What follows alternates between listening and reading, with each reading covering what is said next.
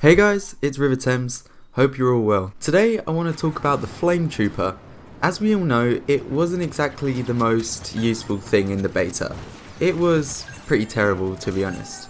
But thankfully it's received a buff. Now if I have the option, I'd happily pick it all the time.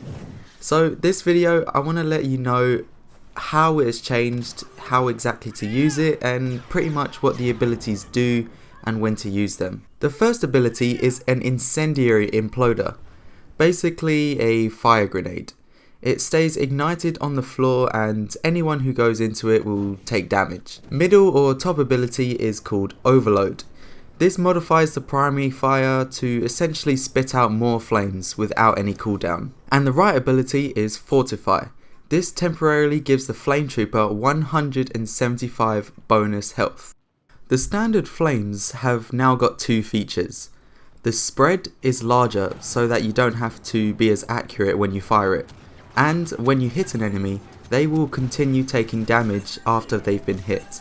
Remember the Stinger pistol from the first game? Works the same way. You can hit them with the fire, and if you're unable to fully take them out, they will most likely be defeated by the continuous after effect. So this is very interesting to me, and I came up with a tactic for it. Spent a few games in arcade to help showcase what I mean.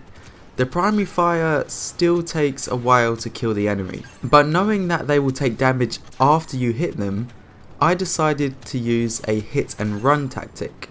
Fire at the enemy for a brief second or two, then move on, because 9 times out of 10, I know I will end up defeating them. I use this because firing the primary fire constantly at the enemy leaves you so vulnerable to damage, and it isn't really necessary anymore.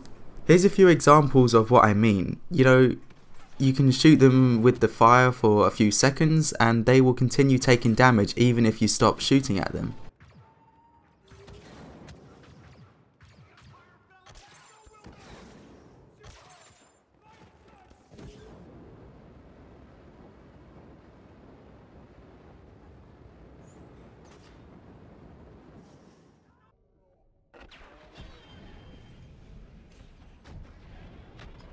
Since the spread is now larger, fire the flames into corridors and entrances. Even if you don't see anyone, it pretty much acts as a barrier. Chances are the flames may hit someone and you will end up with a kill. As for the next ability, Overload, this increases the rate at which your flames come out, essentially giving you a damage buff.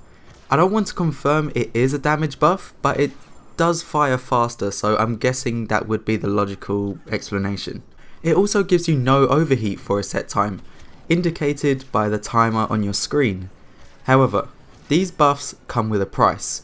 It fires automatically, you don't have control when you want to fire, and it also makes you walk slowly while it's active.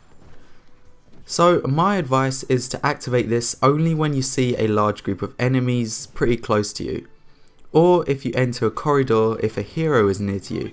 As seen in this clip, it was a breeze taking out Yoda with the overload while he was distracted. The disadvantages of this ability are nothing to worry about. If you only kill one person with it and think, oh great, now I have to wait until the timer's done. Nope, simply press the ability again and it will deactivate, restoring your ability to sprint. So you pretty much only use this ability when you're entering somewhere with a large group of enemies, if you're surrounded, because it does kill enemies a lot faster than the primary fire, and it is really strong, so yeah. Speaking of sprinting, you can activate Fortify while running, giving you health on the go. So if you are low, keep in mind that you can heal yourself while running. Fortify is pretty self-explanatory because it simply gives you health, but choosing when you want to use it is important. I like to activate it before I use Overload, as I know the ability restrains me to moving slowly and firing. I want to take as less damage as possible, because the Overload is a very useful offensive attack, but it does not shield you, so you can still be shot very easily if you're in the open. So using Fortify before I use this ability is something I'd recommend you doing as well. That's pretty much it for the tactics and how it now works. Just a few more things I want to mention. The Flametrooper is playable in Galactic Assault, Strike and Blast. In Galactic Assault and Strike, they cost 3,000 battle points, but in Blast however, only 2,000. I honestly recommend picking the Flametrooper now. Don't be put off by how it was in the beta, they are probably my favourite reinforcement now. Thanks for watching, it's been Riva and I'll see you in the next video.